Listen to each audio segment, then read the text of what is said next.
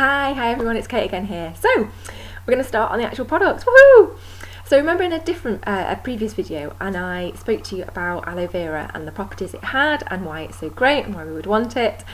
Well, our best selling keystone product is this. Ta-da! I think it might be back to front for you, which is a shame, but it is the Forever Aloe Vera Gel.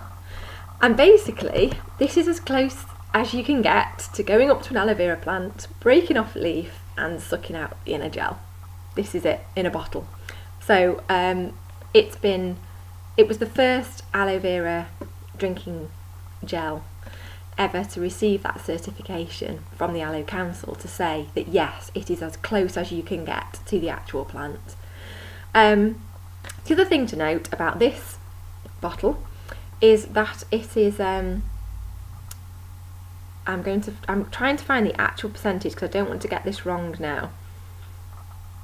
Yeah, so there's 1,000 ml in here and 96 ml of it is aloe vera gel, which means that 96% of this bottle content is aloe vera gel.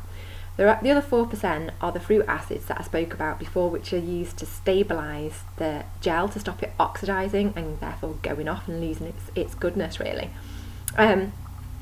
I don't think you're going to find a gel out on the market there, aloe vera one, that has a higher percentage of aloe vera in it. And that is a really important thing to note and remember, because obviously you're going to drink this, you want it to be what you think it is, you want it to be as much as possible that inner gel.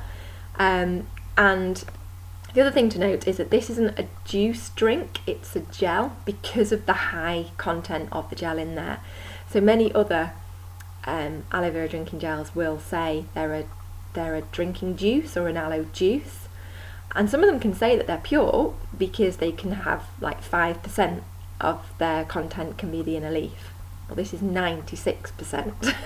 So that's where this starts to come into its own and be really the market leader.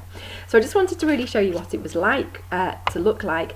It's a very acquired unique taste, I won't lie, it's not a brilliant taste. I've lost mine, here it is. So what you do every morning before you've had anything, before you've got your taste buds nice and sugared up and ready for nice sweet things, before you've done any of that, before you've cleaned your teeth, you have your shot of aloe vera gel. So this container, this glass is an aloe glass. It's got some markings up the side, and you can see there's one here that says 60 ml, and that is the recommended amount that you take every day.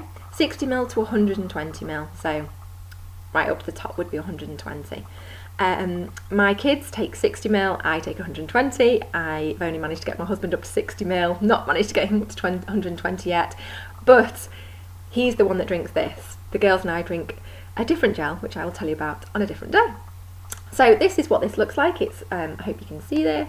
It's that sort of clear yellowy colour, if that, you can see that. You can see as well, hopefully as it came out, that it had bits in it. That's what I said about before as well in a previous video. We don't filter the aloe vera, we want everything in there. So it has got bits in it. Because it's a natural product that grows throughout the year, sometimes the colour slightly varies, sometimes the taste slightly varies, or because of the harvesting of the different plants. You know, it's a real live plant, you know, it's going to be different sometimes. So all those things are variations that can happen. I'm just going to put this down. The other thing I mentioned in a previous video was how it's a really good prebiotic. So I mentioned about probiotics, how they're the good bacteria that you can put into your gut, but in order for them to really maintain their presence in your gut and to really grow, you need a prebiotic for them to hold on to. Now aloe vera is part of the lily family, mentioned that before as well. Other things that are in the lily family include leeks and onions, and they're also great prebiotic foods. Also, interestingly, potatoes, if you cook them and let them go cold, the starch in there turns into an indigestible form, for humans anyway, and that becomes then a really good prebiotic as well. So it's like it's a fibre in here that our bodies can't naturally digest, and therefore it gets through to the gut to help the good bacteria maintain a foothold there and to grow. I'm just going a little bit off piece and a little bit off forever here, but very much on the vegan thing. and that is that if you're going to take a prebiotic, you might as well take a probiotic with it. And this is the probiotic I take by choice. So it's not a Forever product, as you can see. The reason for that is because Forever's probiotic isn't vegan. Sorry. Yes, probiotic. I'm getting confused with my pre's and pros here. Yes, Forever's probiotic isn't vegan. So obviously don't take that. I found that doTERRA have one that is, so I take theirs.